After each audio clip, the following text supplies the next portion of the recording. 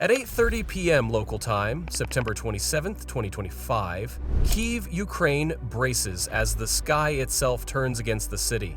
From 1,200 miles away in the Kremlin, Vladimir Putin has unleashed 595 drones and 48 missiles, a calculated storm aimed at the heart of a nation that refuses to kneel.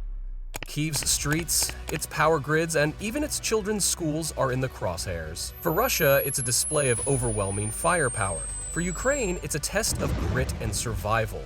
Every drone, every missile, every explosion is a move in a deadly game that started long before that night. It all started as Kyiv's sirens screamed like a rock concert gone rogue. From the north and east, a swarm of 595 drones, some real, some decoys, and 48 missiles tore through the night sky. The drones buzzed like angry hornets, each carrying explosives capable of turning city blocks into instant rubble. Ukraine's air defenses went into overdrive, firing interceptors, jamming signals, and playing an exhausting game of cat and mouse. By morning, 566 drones and 45 missiles were neutralized, leaving only a handful to slip through the cracks. Civilians scrambled in panic, diving into metro stations, ducking behind walls, clutching pets and children. Rescuers worked tirelessly, sifting through rubble and debris, knowing that every second could mean life or death. Tragically, among the chaos, a 12-year-old girl lost her life and 14 others were injured across Brussels. Apartment buildings bore the brunt, their windows shattered, walls scarred by shrapnel. Yet, amid the smoke and fire, a subtle rhythm emerged. The sky screamed, the city shook, and Ukraine fired back. Their defenders, tired but unyielding, turned technology, training, and sheer courage into a shield. The night was long, terrifying, and relentless, a brutal reminder that modern warfare isn't polite, it's loud, chaotic, and expensive.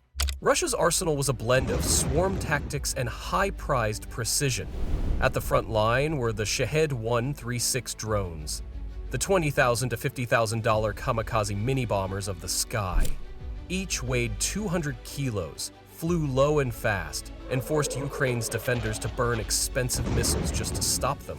The decoys? Empty shells meant to exhaust the air defenses, while others carried real warheads designed to smash buildings and infrastructure.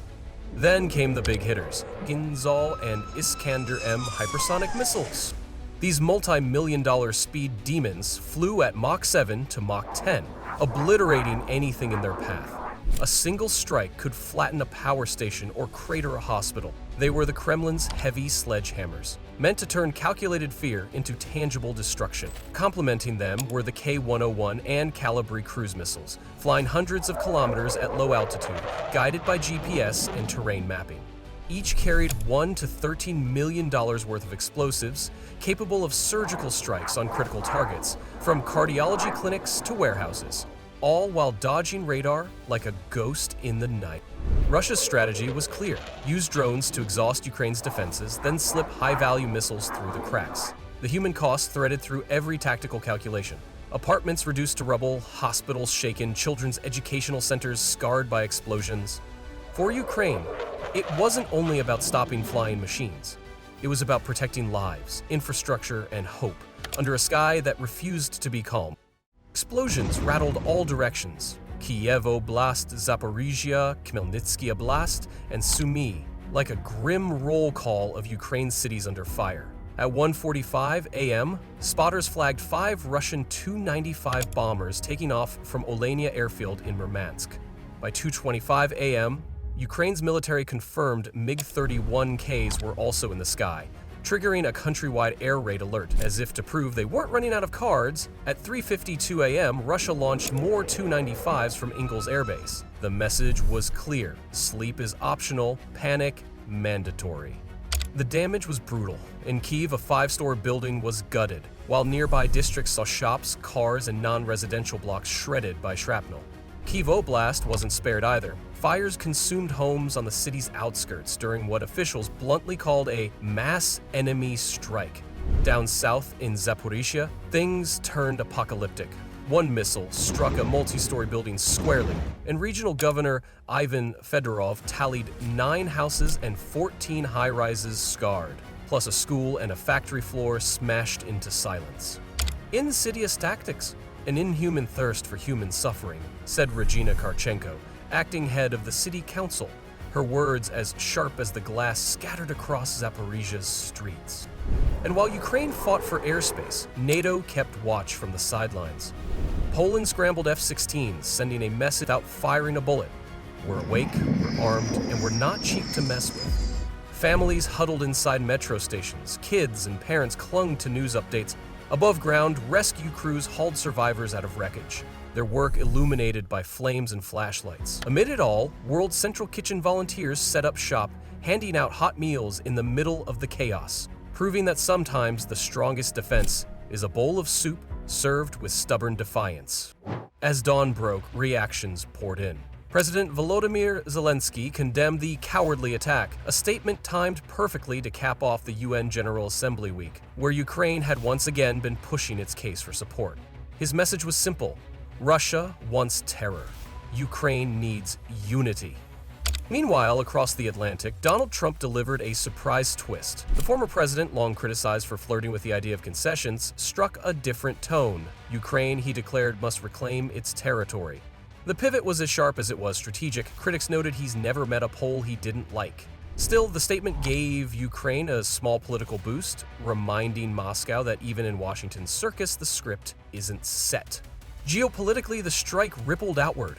NATO's air patrols underscored rising airspace tensions. One miscalculation and Europe could wake up to headlines nobody wants to write.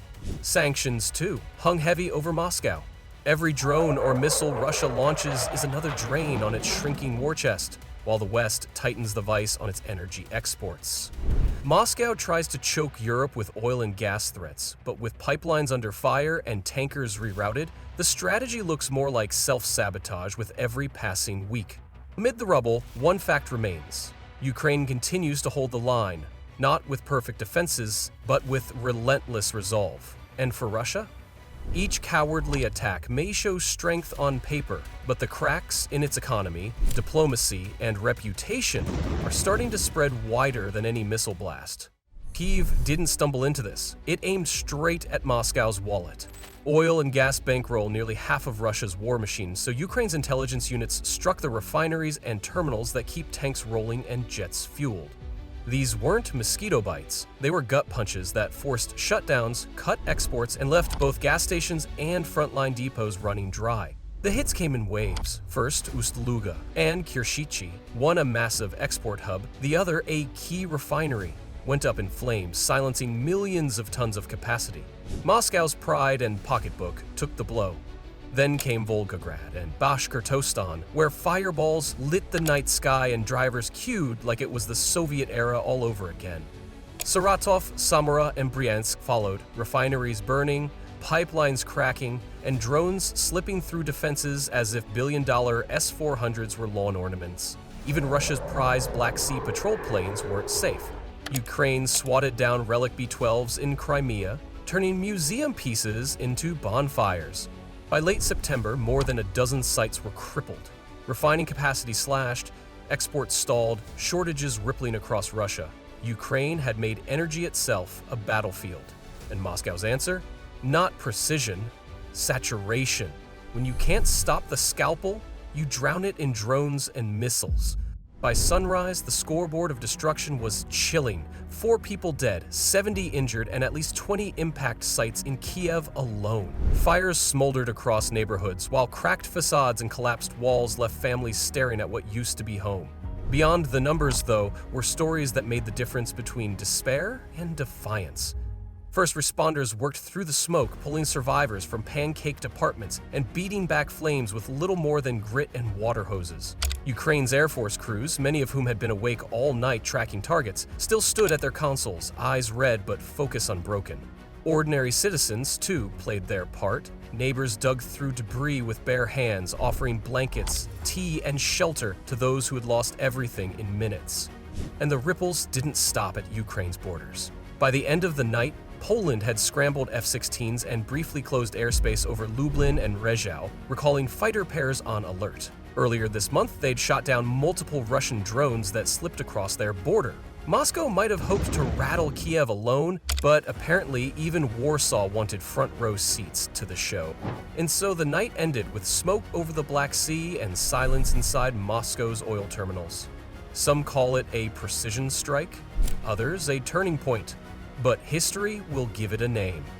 Operation Skybreaker, Kyiv's last stand? You tell us, how should this night of fire and defiance be remembered? Drop your ideas in the comments below, hit like and subscribe for more gripping updates from the front lines.